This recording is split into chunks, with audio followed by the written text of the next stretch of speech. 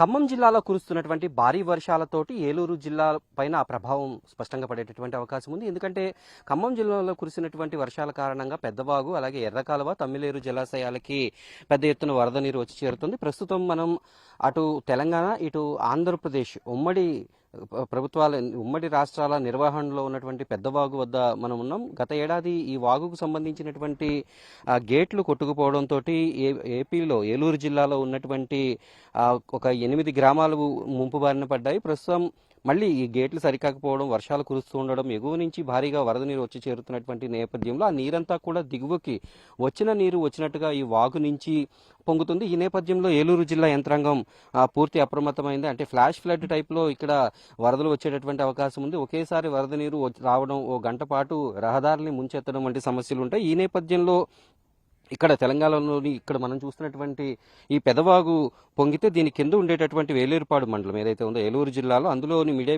మిడిపల్లె అలాగే అల్లూరి నగరం, కోయిదాంవరం, అలాగే రామవరం, గొల్లవానిగూడెం, బండ్లపూరు, భూదేవిపేట, శివకాశీపురం, ఇలా వేలేరుపాడు గ్రామాలపైన ఈ వరద ప్రభావం అనేది ఉంటుంది. ఈ నేపథ్యంలో ఏలూరు జిల్లా కలెక్టర్ అధికారులను అప్పటికే అప్రమత్తం చేయడం జరిగింది. అక్కడ ఏదైనా ఇబ్బందులు ఎదురైతే వెంటనే స్థానిక ఆర్డీఓ కార్యాలయాల్లో ఏర్పాటు చేసినటువంటి ఈ టోల్ ఫ్రీ నెంబర్లు ఏవైతే ఉన్నాయో వాటికి వెంటనే సమాచారం అందించాలనేటటువంటి విషయాన్ని వాళ్ళు స్పష్టం చేస్తున్నారు. అలాగే ఏలూరులో కూడా ఈ వర్షాల నేపథ్యం అలాగే వాగులు పొంగేటటువంటి ఉన్నటువంటి నేపథ్యంలో కలెక్టరేట్లో కూడా ఒక ప్రత్యేకమైనటువంటి సెల్ని ఏర్పాటు చేశారు. జంగారెడ్డిగూడెం ఆర్డీఓ ఆఫీసులో, అలాగే వేలేరుపాడు, అలాగే కుక్కునూరు తహసీల్దార్ కార్యాలయాల్లో కూడా ప్రత్యేకమైనటువంటి బృందాలను ఏర్పాటు చేసేటటువంటి ఆలోచనలో కూడా ఉన్నారు. ఎందుకంటే వర్షాలు ఎగువన కురిసేటటువంటి వర్షాల కారణంగా ఏలూరు జిల్లాలో ఆ ప్రభావం కనిపిస్తోంది. ప్రస్తుతం ఇక్కడ ఉన్నటువంటి పరిస్థితి మనం చూసినట్లయితే ముఖ్యంగా ఈ ఏజెన్సీలో కురుస్తున్నటువంటి అంటే వర్షాలు కురుస్తూ ఉన్నాయి. అలాగే వాటి ఒకేసారి